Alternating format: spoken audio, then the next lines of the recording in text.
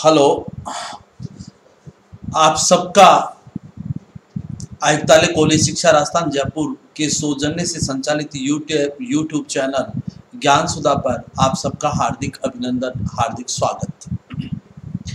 ये जो चैनल है ये हमारे आयुक्त कॉलेज शिक्षा राजस्थान जयपुर परम श्रद्धेय श्रीमान श्री संदेश जी नायक के निर्देशन में ये कार्य प्रारंभ हुआ और आज इस YouTube चैनल ने राजस्थान ही नहीं अपितु भारत के बहुत से अन्य राज्यों के अंदर भी इसका प्रचार प्रसार हुआ है। इस चैनल के माध्यम से विभिन्न प्रकार की प्रतियोगी परीक्षाओं में उपयोगी जो सामग्री है उसके अध्ययन अध्यापन का कार्य इस पर बेखूबी रूप से करवाया जा रहा है और इसी के निमित्त आज मैं सामान्य जीव विज्ञान का एक ऐसा टॉपिक जो अभी भविष्य में राजस्थान के अंदर रिट की परीक्षा होगी उसमें भी इससे सवाल पूछे जाते हैं। इसके अलावा आरपीएससी फर्स्ट ग्रेड में भी इससे सवाल पूछे जाते हैं। इसके अलावा विभिन्न प्रकार की बायोलॉजी से संबंधित एग्जाम्स हों या कोई सामान्य जनरल साइंस के एग्जाम्स हों उनमें भी इस पार्ट से सवाल पूछे जाते हैं। तो एक ऐसा ही टॉपिक मैंने आप लोगों के लिए चूज किया है, पौधे के विभिन्न भाग। तो आइए मित्रों, हम आज आप पढ़ेंगे पौधे के विभिन्न भाग। देखिए, पौधे के जो विभिन्न भाग हैं इन भागों को समझाने के लिए सबसे पहले मैं यहां पर आप लोगों के साथ बात करना चाहूंगा कि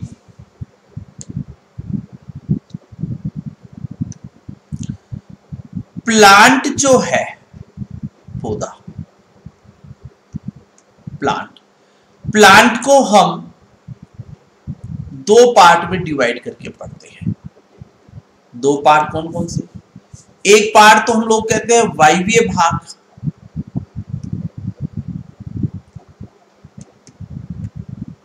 एक भाग होता है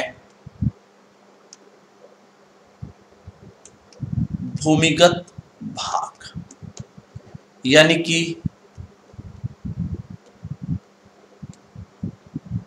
अंडरग्राउंड पार्ट, और एक होता है एरियल पार्ट। एक वायवीय भाग और एक भाग होता है भूमिगत भाग।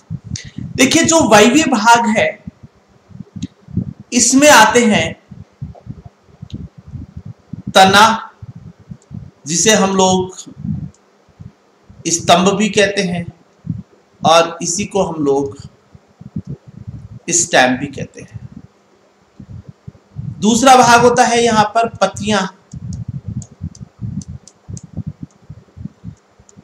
लीव्स, या जिनको आप लोग पर्ण भी कह देंगे, और एक भाग होता है फ्लावर या पुष्प।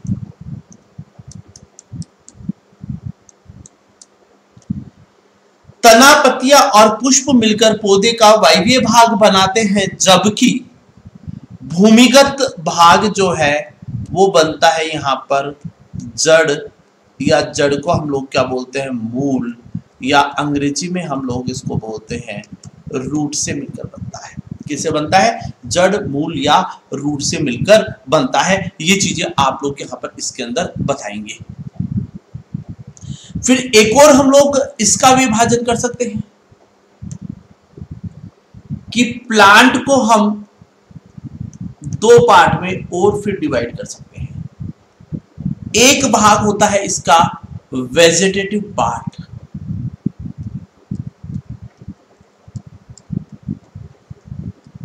वेजिटेटिव पार्ट, जिसको हम लोग कायिक भाग भी कहते हैं।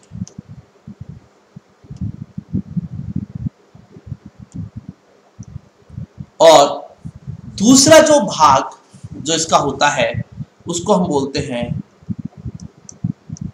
रिप्रोडक्टिव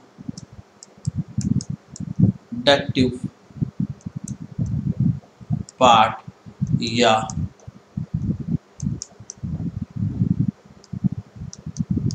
जननिक भाग। एक तो वेजिटेटिव पार्ट और एक हम लोग क्या बताएंगे इसका जननिक भाग। देखिए कायिक भाग जो है, कायिक भाग में क्या क्या चीजें हम लोग शामिल कर सकते हैं। तो यहाँ पर अगर कायिक भाग में देखें तो कायिक भाग के अंदर आप लोग यहाँ पर बताएंगे कि कायिक भाग जो है, इस कायिक भाग के अंदर क्या क्या चीजें आएंगी। कायिक भाग के अंदर आप लोग यहाँ पर बताएंगे कि जड़,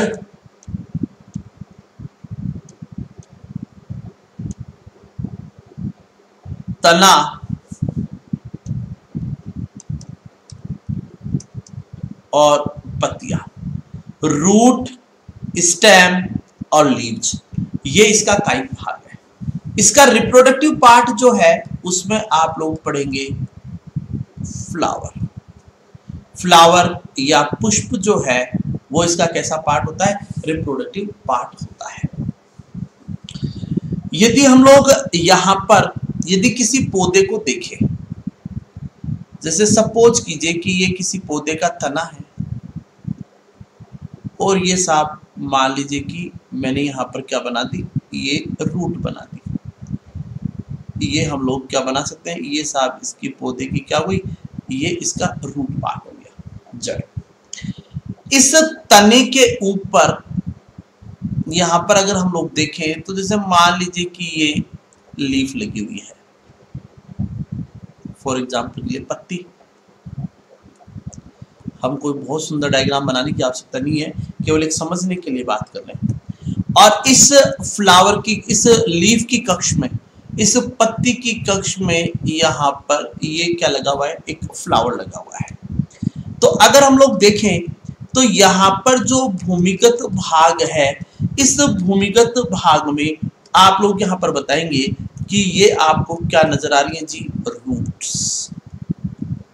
ये आपको क्या नजर आ रहा है जी, स्टेम। ये आपको क्या नजर आ रही है जी, लीव्स। और ये वाला जो पार्ट है वो आपको क्या नजर आ रहा है जी, फ्लावर। तो इसका मतलब रूट जो है, हम लोग अगर एक रिवीजन बॉक्स में चले कि पौधे को दो भागों में विभाजित करेंगे, वायवीय भाग और भूमिगत भाग। वायवीय भाग में तना, पत्तियां और क्या आती है, पुष्प आती है। और यहीं पर अगर हम लोग बात करें कि क्या नाम है, भूमिगत भाग में क्या आता है, रूट। और अगर मैं बात करूं कि यहाँ पर पादप को मैं यहाँ पर दो भागों में डिवाइड करूं, एक तो वेजिटेटिव पार्ट, एक रिप्रोडक्टिव पार्ट। अगर मैं इसके वेजिटेटिव पार्ट की बात करूं तो आप लोग यहाँ पर बताएंगे वेजिटेटिव पार्ट के अंदर क्या क्या आएगा कि जड़, तना और पत्तियां, और फ्लावर जो है वो इसके रिप्रोडक्टिव पार्ट के अंदर आता है। तो अब हम सबसे पहले जो पार्ट पढ़ेंगे वो पढ़ेंगे यहाँ पर जड़ के बारे में बात करेंगे। हम लोग जो बात करेंगे वो किसके बारे में बात करेंगे, सबसे पहले जड़ या रूट या मूल के बारे में बात करेंगे। तो देखिए ये आप एक पौधा देख रहे हैं, पौधे का ये जो भाग आप लोग देख रहे हैं ये रूट है, ये पौधे का क्या है, तना है, ये शाखाएं हैं जिनके ऊपर पत्तियां लगी हुई हैं। और इन्हीं पत्तियों के ऊपर आप लोग देखते हैं, आपको क्या नजर आते हैं, यहाँ पर फ्लावर भी देखने को मिलते हैं। क्या देखने को मिलते हैं, फ्लावर भी देखने को मिलते हैं। अब हम इन्हीं के ऊपर आगे डिस्कस करते हुए आगे चलते हैं। देखिए हम सबसे पहले बात करने वाले हैं कि रूट या मूल, या जिसको आप लोग क्या बोलते हैं, जड़। परीक्षा में सामान्यतः क्या होता है कि मूल के रूपांतरण यानी रूट के मॉडिफिकेशन, स्टेम मॉडिफिकेशन और लीफ मॉडिफिकेशन के ऊपर परीक्षाओं में सवाल पूछे जाते हैं। बहुत बार परीक्षाओं में सवाल आता है, कभी आपसे पूछते हैं कि गाजर का मॉडिफिकेशन पूछ लेते हैं, कभी सलजम का पूछ लेते हैं, ठीक है ना, कभी आप लोगों से मूली का पूछ लेते हैं, कभी आप लोगों से श्वसन मूल या रेस्पिरेटरी रूट के बारे में बात कर लेते हैं, कभी आप लोगों से ट्यूबरस रूट के बारे में बात कर लेते हैं, कभी आप लोगों से प्रोप रूट के बारे में बात कर लेते हैं, कभी स्टिल्ट रूट के बारे में बात कर लेते हैं। इन चीजों के बारे में हम यहाँ पर थोड़ा डिटेल के अंदर पढ़ेंगे। तो देखिए मूल की अगर हम लोग यहाँ पर बात करें कि भाई मूल जो है वो क्या है, तो यहां पर हम छोटे छोटे पॉइंटों के साथ में चलते हैं। मूल जो है ये प्लांट का अंडर ग्राउंड पार्ट है, एक बात, यानी कि पौधे का ये भूमिगत भाग है, एक चीज। दूसरा आप लोग बताएंगे मूल का निर्माण, यानी कि रूट का निर्माण जो है वो आप लोग बताएंगे किससे होता है, रेडिकल से होता है। रेडिकल का मतलब होता है मूलांकुर। देखिए छोटी सी चीज को हम समझते हैं यहां, मान लीजिए कि ये कोई सीड है, इस सीड से यहां पर ऊपर की ओर एक भाग निकलता है और एक भाग जो है वो नीचे की ओर निकलता है।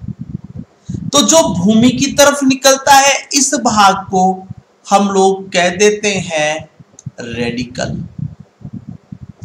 इस भाग को क्या बोल देते हैं, रेडिकल कह देते हैं। और जो भाग भूमि से ऊपर निकलता है उसको बोलते हैं प्लूमूल, इसे कहेंगे प्रांकुर और इसे कहेंगे मूलांकुर। और ये आपका यहां पर क्या है, ये है सीड। तो यहां पर ये तो प्लूमूल हो गया, ये मूलांकुर हो गया। प्लूमूल जो है ये आगे चलकर सूट बनाता है, ये परों का निर्माण करता है, वायवीय भाग बनाएगा। जबकि रेडिकल जो है ये आगे चलकर रूट या मूल का निर्माण करता है। ये समझने वाली बात है कि यहां पर ऐसे से इनका निर्माण होता है। तो रेडिकल जो है वो क्या बनाएगा, मूल बनाएगा, यानी मूलांकुर से मूल बनती है, प्रांकुर से क्या बनता है, परों या सूट का निर्माण होता है। देखिए मूल जो है, अगर हम लोग जैसे किसी पौधे की बात करें कि जैसे कोई पौधा है, ये मान लीजिए फॉर एग्जांपल के लिए कोई पौधा है और ये पौधे की साथ यहाँ पर हमने क्या बना दी, ये जड़ें हुई। तो पौधा जो है वो यहाँ पर हम लोग बताएंगे, ये जैसे मान लीजिए फॉर एग्जांपल के लिए हमारे सूर्य देवता है, ये क्या हो गया सन। तो सन से क्या मिलती है, लाइट। तो इसका मतलब स्टेम जो है वो लाइट की तरफ ग्रोथ करता है, रूट जो है वो लाइट से दूर नीचे की ओर ग्रोथ करती है। मतलब मूल जो है वो प्रकाश के प्रति ऋणात्मक व्यवहार प्रदर्शित करती है, जबकि गुरुत्व के प्रति धनात्मक व्यवहार प्रदर्शित करती है। जबकि तना जो है स्टेम जो है लाइट के प्रति पॉजिटिव और ग्रेविटी के प्रति या गुरुत्व के प्रति कैसा व्यवहार दर्शाता है, नेगेटिव। तना जो है वो ऊपर की ओर वृद्धि करता है, तना जो है वो आप लोग बताएंगे ऊपर की ओर वृद्धि करता है। इस प्रकार की ग्रोथ को बोलते हैं असेंडिंग ग्रोथ। असेंडिंग का मतलब तने में जो वृद्धि होगी वो कैसी होगी, आरोही होगी। जबकि जड़ नीचे की ओर वृद्धि करती है, इस प्रकार की वृद्धि को हम लोग क्या बोलेंगे, अवरोही वृद्धि, या जिसको आप लोग अंग्रेजी में बोलते हैं डिसेंडिंग ग्रोथ। तो जड़ जो है वो प्रकाश के प्रति ऋणात्मक और गुरुत्व के प्रति धनात्मक व्यवहार प्रदर्शित करती है, यानी कि नेगेटिवली फोटोट्रोपिज्म और ग्रेविटी के क्या नाम है प्रति जियोट्रोपिज्म जो है वो पॉजिटिव जियोट्रोपिज्म और नेगेटिव फोटोट्रोपिज्म। जबकि स्टेम जो है जस्ट इसके अपोजिट, यानी कि प्रकाश के प्रति धनात्मक और गुरुत्व के प्रति ऋणात्मक विभाग का प्रदर्शन करता है। ऐसा सामान्य रूप से हम लोग क्या नाम है किसी भी पौधे के अंदर ये चीजें देखने को मिलती है। अब हम लोग बात करें कि प्लांट जो है उसमें जो मूल है उसका मुख्य काम क्या है? मूल जो है जल एवं खनिज लवणों का अवशोषण करती है। मूल का काम क्या है? रूट का काम क्या है? जल एवं खनिज लवणों का अवशोषण करना। तो रूट जो है जल एवं खनिज लवणों का अवशोषण करती है।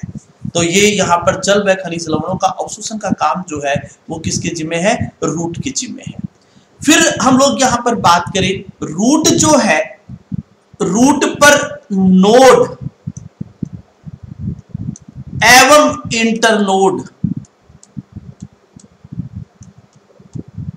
एब्सेंट होते हैं।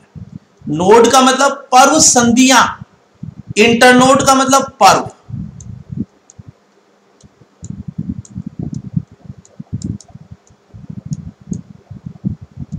मतलब कि यहां पर आप लोग बताएंगे कि रूट पर नोड व इंटरनोड एब्सेंट है।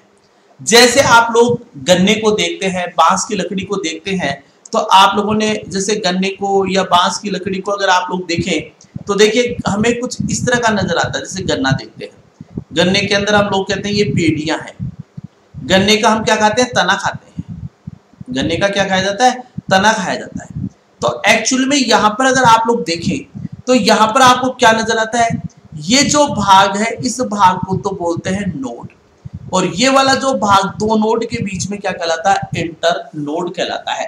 तो इस प्रकार का नोड और इंटरनोड जैसा विभाजन स्टेम पर तो देखने को मिलता है, लेकिन ये विभाजन रूट के ऊपर देखने को नहीं मिलता। ये एक महत्वपूर्ण बात है जो हम लोग दिमाग में रखेंगे।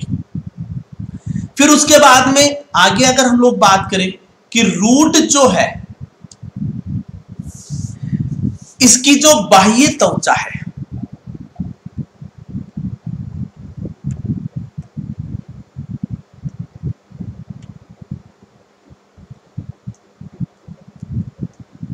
रूट की बाह्य त्वचा जिसको हम लोग क्या बोलते हैं? एपिडर्मिस कहते हैं। क्या कहते हैं? एपिडर्मिस। और एपिडर्मिस के लिए यहां पर एक शब्द काम में लेंगे हम, एपिब्लेमा। रूट की एपिडर्मिस जो है वो क्या कहलाती है? एपिब्लेमा कहलाती है। रूट की जो एपिडर्मिस है उसको हम लोग क्या बोलेंगे? यहाँ पर एपिब्लेमा कहेंगे। तो रूट की जो एपिडर्मिस है वो यहाँ पर आप लोग बताएंगे क्या कहलाती है? एपिब्लेमा कहलाती है। एक बात, रूट के अंदर हाइपोडर्मिस, रूट के अंदर हाइपोडर्मिस मध्यचरम यहां पर आप लोग बताएंगे अनुपस्थित होती है, एब्सेंट होती है। एक बात देखिए, रूट की जो एपिडर्मिस है ये साहब अगर हम लोग देखें, ये रूट की क्या है? एपिडर्मिस है।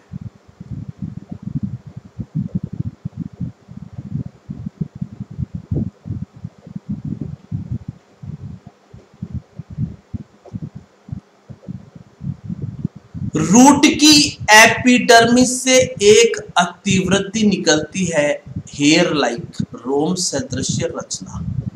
इस रोम सदृश्य रचना को हम लोग क्या बोलते हैं? इसी को हम लोग कहते हैं रूट हेयर।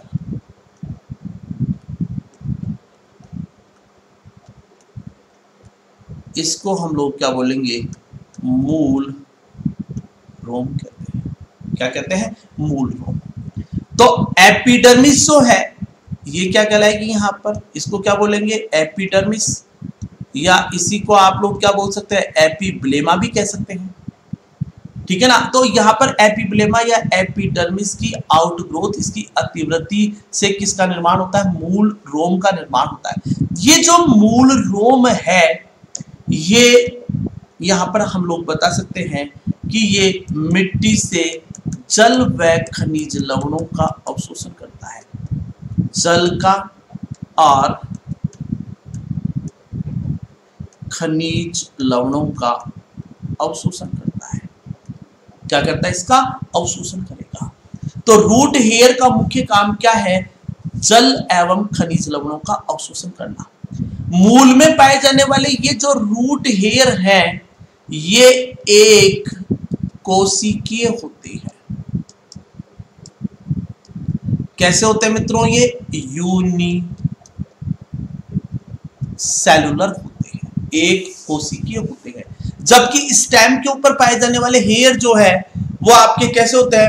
मल्टी सेलुलर होते हैं। ये बात आप अपने दिमाग में पूरी तरह से रखेंगे। कैसे होते हैं? मल्टी सेलुलर होते हैं। जबकि रूट हेयर कैसे होते हैं? यूनिसेलुलर होते हैं। ये जो रूट है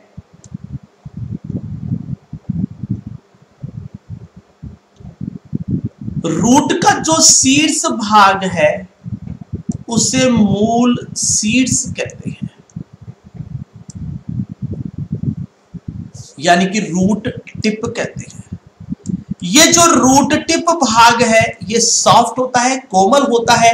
इस भाग में मेरिस्टेमेटिक टिश्यू या विपचोतक ऊतक की विपचोतक कोशिकाएं पाई जाती हैं, मेरिस्टेमेटिक सेल्स पाई जाती हैं। और ये कोशिकाएं जो हैं वो सतत रूप से विभाजित होती रहती हैं। ये जो कोशिकाएं हैं वो आप लोग बताएंगे सतत रूप से, ये कोशिकाएं जो हैं वो आपकी यहाँ पर बताएंगे क्या होती रहती हैं? ये सतत रूप से विभाजित होती रहती है। इन कोशिकाओं में सतत रूप से विभाजन देखने को मिलता है। अब चूंकि सॉफ्ट है इसलिए इनकी सुरक्षा करने के लिए यहाँ पर इनके ऊपर रूट कैप पाई जाती है। इनके ऊपर क्या पाई जाती है जी? Root cap. इस रूट कैप को हम लोग बोलते हैं मूल कोप। अब यहाँ पर मैं कोई क्वेश्चन सेंटर वगैरह की इनकी तो ज्यादा बात नहीं करूंगा, सिर्फ इतना सा दिमाग में रख सकते हैं कि रूट कैप जो है मूल के शीर्ष भागों को सुरक्षा प्रदान करती है। कैसे?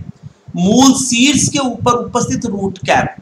अब चूंकि क्या होगा कि भाई रूट मिट्टी के अंदर जा रही है, मिट्टी के अंदर जाएगी तो क्या होगा? वहां पर मिट्टी के कणों से घर्षण खाकर रूट नष्ट हो सकती है। इसलिए रूट को बचाने के लिए उसके ऊपर क्या पाई जाती है? रूट कैप पाई जाती है। और कुछ ऐसे आपके हाइड्रोफाइट्स प्लांट भी होते हैं, जलीय पादप, जिनके अंदर रूट पॉकेट्स भी पाई जाती हैं। ठीक है ना? आइकोनिया वगैरह के अंदर, जिनके अंदर आगे हम डिस्कस करेंगे जब इनके क्या नाम है हम लोग एडेप्टेशंस के बारे में बात करेंगे, तब बात करेंगे। यहां पर सिर्फ इतनी सी बात याद रख सकते हैं। फिर उसके बाद में हम लोग नेक्स्ट बात करते हैं मूल के प्रकार या टाइप्स ऑफ रूट। तो यहां पर अगर हम लोग मूल के प्रकार या मैं टाइप्स ऑफ रूट की बात करूं तो मूल जो है वो दो प्रकार की होती है। दो प्रकार कौन कौन से?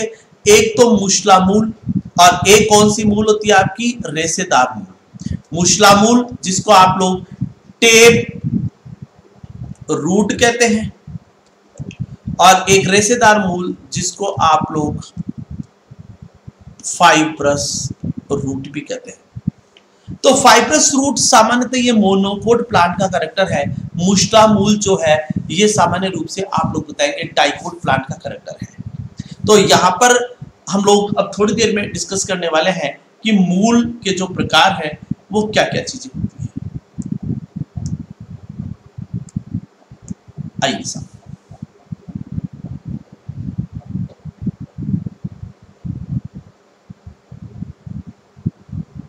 देखते हैं। देखिए अगर हम लोग यहां पर बात करें, किसके बारे में बात करेंगे? हम लोग बात करेंगे रूट। इससे पहले मैं एक छोटी सी बात आप लोगों को और बता दूं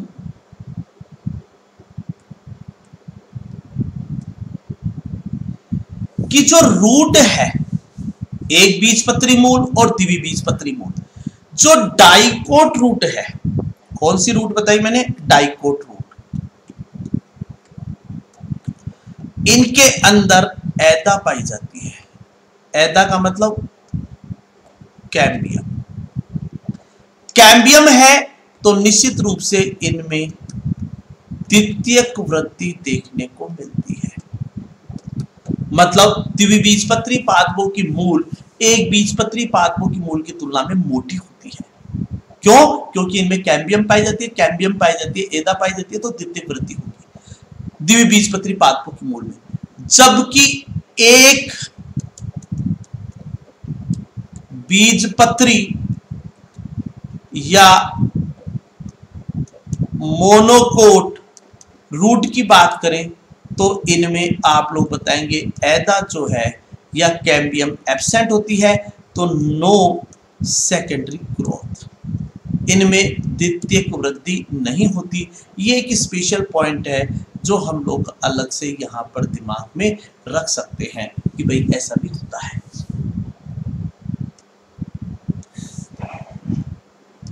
आइए साहब, यहाँ पर हम रूट को दो पार्ट में डिवाइड करके पढ़ते हैं। दो पार्ट कौन कौन से?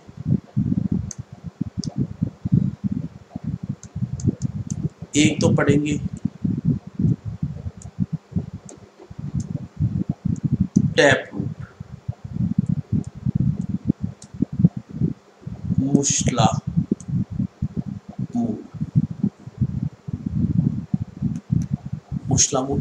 दूसरा पढ़ेंगे हम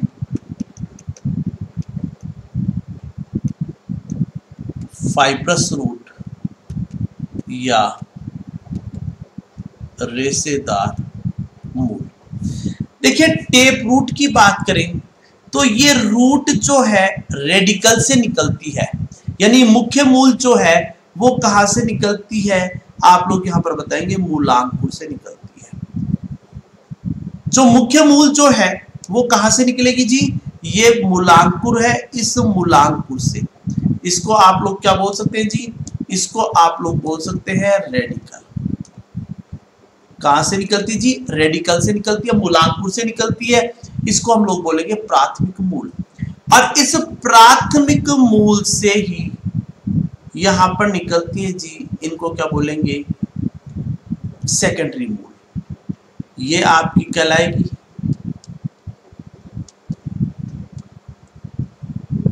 प्राथमिक मूल, जिसको आप लोग बोलते हैं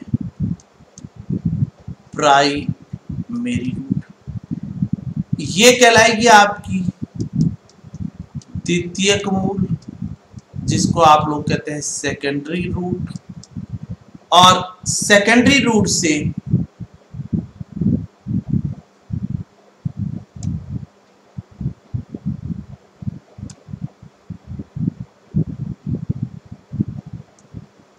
यहां पर निकलती है तृतीयक मूल, या जिसको बोलते हैं टर्सरी रूट, या क्या बोलेंगे जिसको तृतीयक मूल भी हम लोग कह सकते हैं कि तृतीयक मूल। तो इसका मतलब मुख्य मूल जो है वो कहां से निकलती है? रेडिकल से निकलती है। रेडिकल यहां पर परमानेंटली प्रेजेंट है। और प्राथमिक मूल से द्वितीयक और तृतीयक मूल निकलती हैं।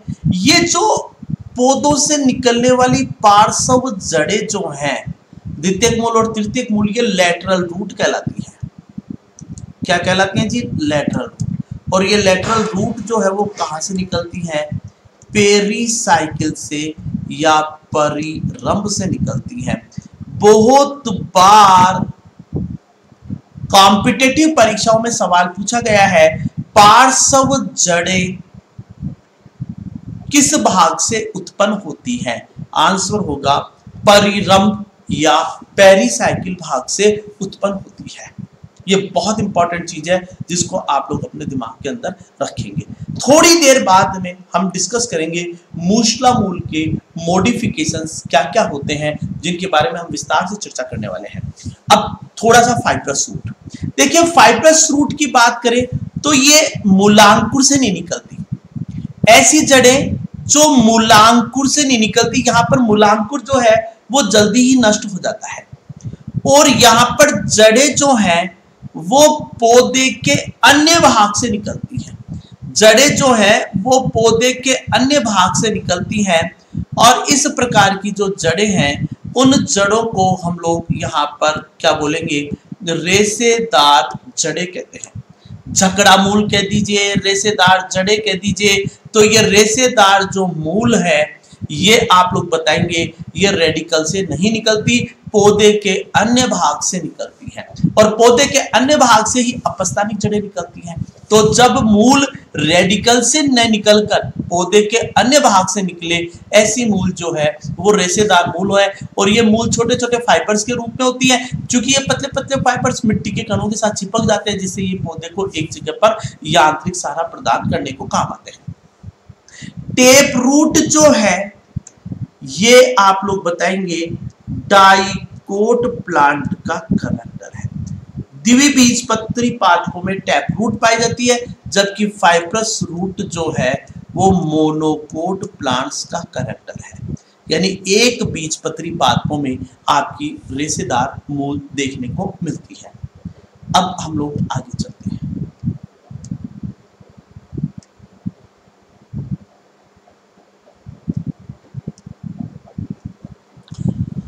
अब हम लोग एक बड़ा इंपॉर्टेंट पार्ट इसका देखने वाले हैं अभी। क्या? मूसला मूल के रूपांतरण। देखिए, मूसला मूल के रूपांतरण पढ़ेंगे, फिर हम उसके बाद में क्या नाम है इनका जो एडवेंटिटियस रूट अपस्थानिक जड़ों के रूपांतरण पढ़ेंगे।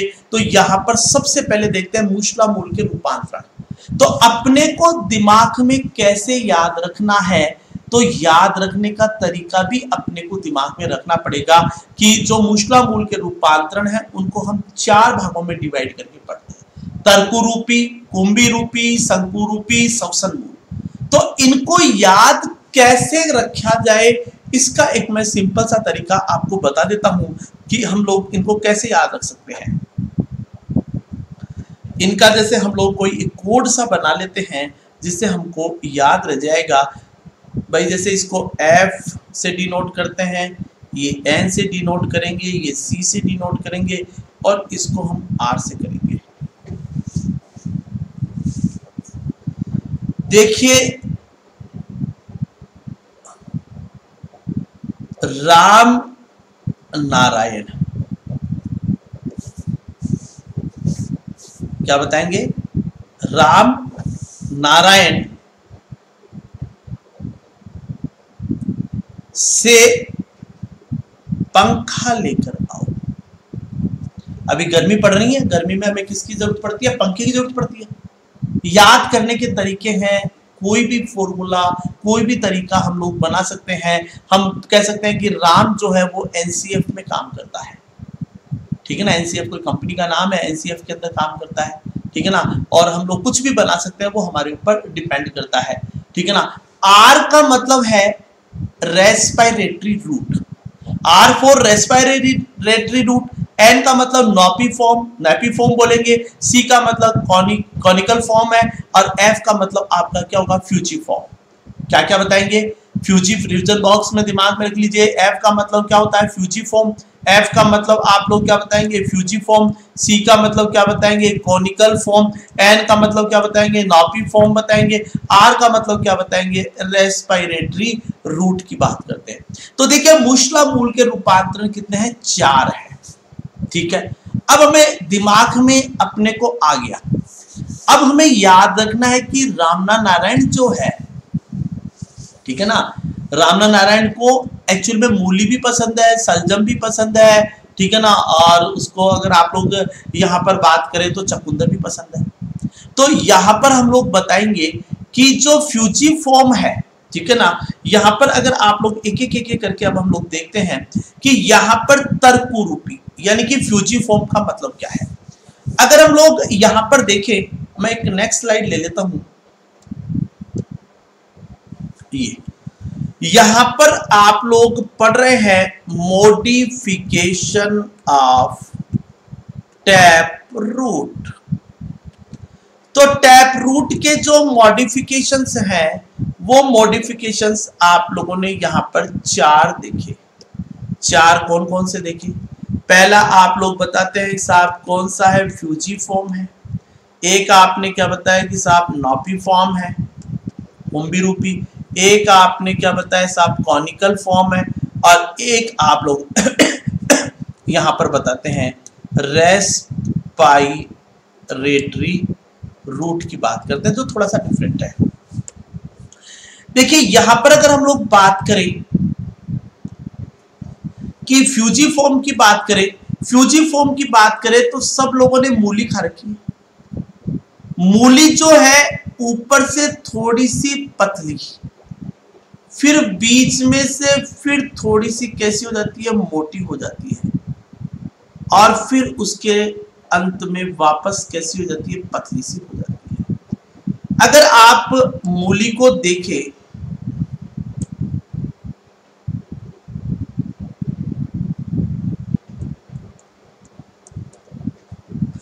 तो मूली जो है, मूली का अग्रभाग,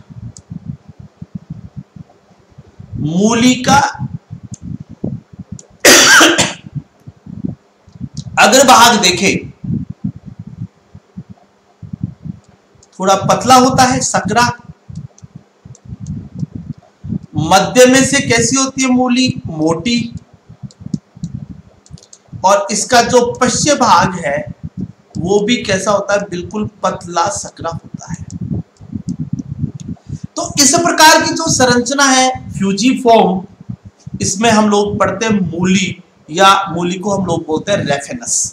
इसका बॉटनिकल नेम क्या होगा, रेफेनस होगा, फ्यूजिफॉर्म की बात करें तो। देखिए मैं आपको पहले कुछ एक इसमें डायग्राम होंगे, आपको मैं दिखाना ठीक समझूंगा। अगर आप लोग यहां पर देखें, अगर इसको ये देखिए, यहां पर ये मूली है, रेफेनस सैटाइवस। रेफेनस सैटाइवस में देखिए तो ये भाग जो है वो इसका कैसा है, पतला, बीच में से कैसी है, मोटी, फिर पीछे से कैसी हो गई, पतली। इसी तरह से अगर आप लोग डोकस कैरोटा में देखिए कॉनिकल फॉर्म, यानी कि ये ऊपर से कैसी नजर आ रही है आपको, ऐसे शंक्वाकार नजर आएगी, यानी कि अग्रभाग मोटा होता है और फिर पीछे से धीरे धीरे ये लास्ट तक क्या होती चली जाती है, पतली। ये कहलाती है आपकी गाजर। इसको आप लोग क्या बोलेंगे, गाजर कहेंगे। जबकि मूली में क्या था, मूली के अंदर देखें तो अग्रभाग कैसा होता है, सकड़ा, फिर बीच में से ये कैसी हो जाती है, मोटी, फिर वापस किनारे से कैसी हो जाती है मूली, पतली। ये आपकी क्या हुई, मूली। जबकि बीटा वुल्गेरिस चकुंदर की बात करें तो चकुंदर जो है किनारों से स्टार्टिंग से कैसी होती है, पतली, बीच में बिल्कुल फूलकर मोटी हो जाती है, और इसका पश्चिम भाग बिल्कुल कैसा हो जाता है, सकरा होता है। ठीक है ना, ये आपकी क्या होगी, चकुंदर। इसी तरह से एविसीनिया, जिसको पादप सुंदरी भी कहते हैं, राइजोफोरा की अगर बात करें, यानी कि क्या नाम है, इनमें क्या पाई जाती है, श्वसन मूल पाई जाती है। तो अभी श्वसन मूल के बारे में मैं आगे डिस्कस करूंगा लंबा, ठीक है ना। अब मैं वापस अपनी उसी पर आता हूं। तो फ्यूजिफॉर्म हो गई। नॉपीफॉर्म का एग्जाम्पल यहां पर हम लोग पढ़ सकते हैं, चकुंदर एग्जाम्पल के रूप में दे सकते हैं, सलजम एग्जाम्पल हम लोग यहां पर दे सकते हैं, क्या क्या दे सकते हैं, सलजम एग्जाम्पल क्या दे सकते हैं, चकुंदर।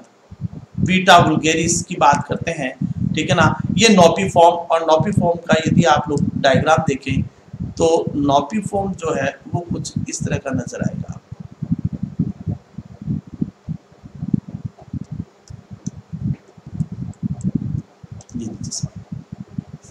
सलजम और चकुंदर इसके एग्जाम्पल हो गए। फ्यूजिफॉर्म का एग्जाम्पल मूली या रेफेनस सैटाइवस, जिसको आप लोग कह सकते हैं। कोनिकल फॉर्म की बात करें तो कोनिकल फॉर्म के अंदर आप एग्जाम्पल के रूप में आप दे सकते हैं गाजर।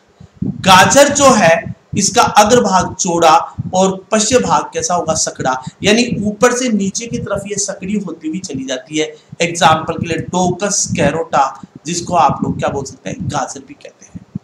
अब हम लोग अलग से थोड़ी सी बात कर लेते हैं, किसकी, रेस्पायरेटरी रूट की बात कर लेते हैं कि भाई रेस्पायरेटरी रूट क्या है। ये थोड़ा सा एक इंपॉर्टेंट फंडा है, इसको थोड़ा समझना है हमें।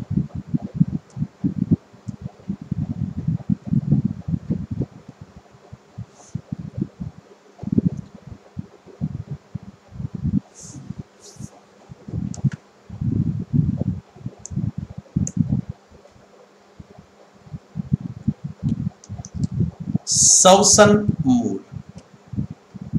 it is the important for the examination point of view। श्वसन मूल या रेस्पायरेटरी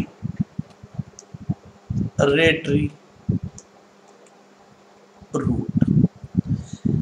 देखिए श्वसन मूल की या रेस्पिरेटरी रूट की बात करें तो सबसे पहले तो ऐसे पौधे जो कि मैंग्रोव वेजिटेशंस, मतलब मैंग्रोव वेजिटेशंस की बात करते हैं, यानी कि लवणीय मृदा में उगने वाले पौधे।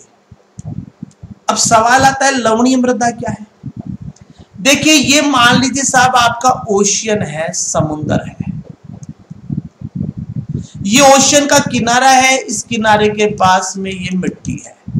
अब ऐसा तो है नहीं कि ओशियन एकदम से खत्म हो जाएगा, तो ओशियन का कुछ जो पानी है वो इस मिट्टी के अंदर आ जाता है, और ये जो मिट्टी है ये मिट्टी कैसी हो जाती है? दलदली मिट्टी हो जाती है। इस मिट्टी में लवणों की सांद्रता ज्यादा हो जाती है, जिसके कारण ये मिट्टी कैसी हो जाती है? लवणीय मृदा हो जाती है, यानी कि यहाँ पर एल्कलाइन सॉइल हो जाएगी। कैसी सॉइल हो जाएगी? एल्कलाइन, यानी कि लवणों की सांद्रता ज्यादा और दलदली। और इस दलदली मिट्टी की विशेषता है कि इसमें ऑक्सीजन की कमी होती है, डेफिशिएंसी ऑफ ऑक्सीजन, यानी इसके पास में ऑक्सीजन नहीं है, लेकिन फिर भी यहां पर वेजिटेशन ग्रो कर रही है, और उस वेजिटेशंस में कुछ ना कुछ मॉडिफिकेशंस देखने को मिलते हैं। तो देखिए श्वसन मूल जो है लवणीय मृदा, और लवणीय मृदा के अंदर हम लोग बात करते हैं किसकी? मैंग्रोव वनस्पति की बात करते हैं, मैंग्रोव्स वेजिटेशन की बात करते हैं। और जब भी मैंग्रोव वेजिटेशंस की बात करते हैं तो मैं 3 प्लांट के एग्जाम्पल आप लोगों के साथ में यहां पर शेयर करना चाहूंगा। याद कर सकते हैं सर, एस का मतलब होता है सोरेशिया, एस का मतलब याद रखेंगे सोरेशिया, ए का मतलब होता है एविसीनिया, और आर का मतलब होता है राइजोफोरा।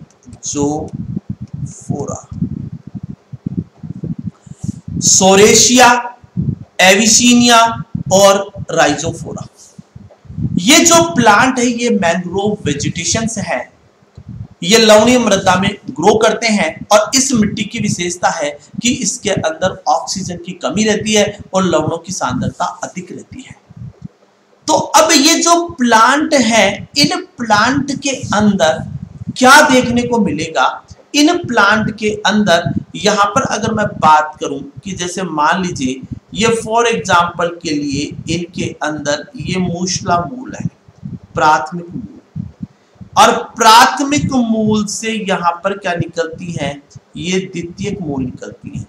ये जो द्वितीयक मूल है ये भूमि से बाहर आ जाती है, और मिट्टी से बाहर आकर ये कौन सी मूल बताई मैंने? द्वितीयक मूल। देखिए बहुत इंपॉर्टेंट बात है, ये रूट कौन सी है? प्राइमरी रूट, प्राथमिक मूल, और ये कौन सी मूल है? ये है द्वितीयक मूल। ये जो द्वितीयक मूल है इसका मॉडिफिकेशन है श्वसन मूल। परीक्षा में सवाल आ सकता है कि मैंग्रोव वनस्पति के अंदर पाए जाने वाली मूल किसका रूपांतरण है? प्राथमिक मूल का, द्वितीयक मूल का, तृतीयक मूल का, रेशेदार मूल का? तो आपका आंसर होगा सेकेंडरी रूट या द्वितीयक मूल।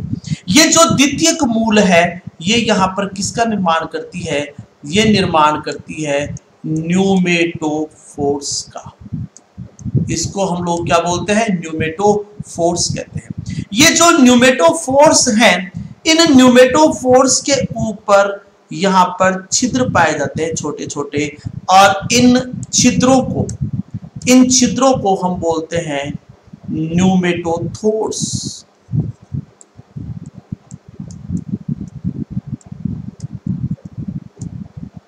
क्या कहेंगे? इन छिद्रों को न्यूमेटोथोर्स कहते हैं।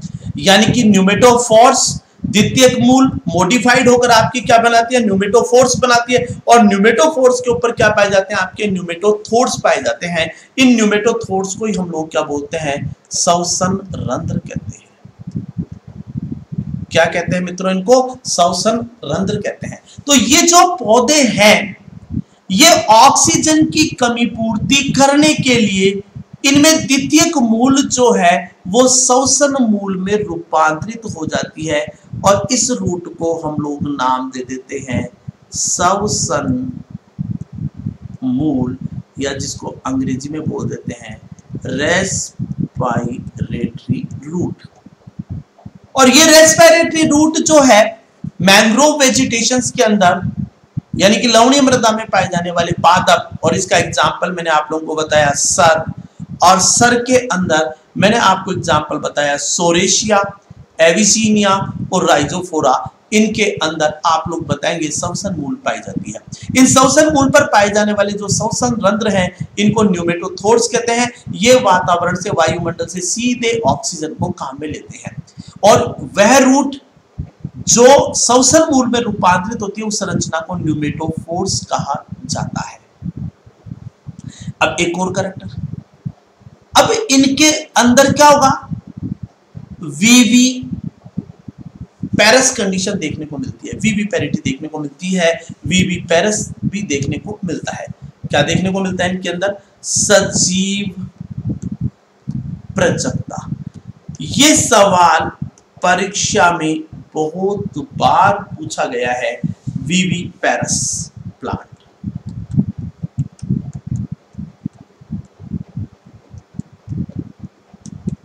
ये पूरा का पूरा पार्ट बहुत इंपॉर्टेंट है परीक्षा की दृष्टि से। सजीव प्रजक्ता, सजीव प्रजक्ता क्या है, जब मदर प्लांट पर ही सीड ग्रो कर जाए।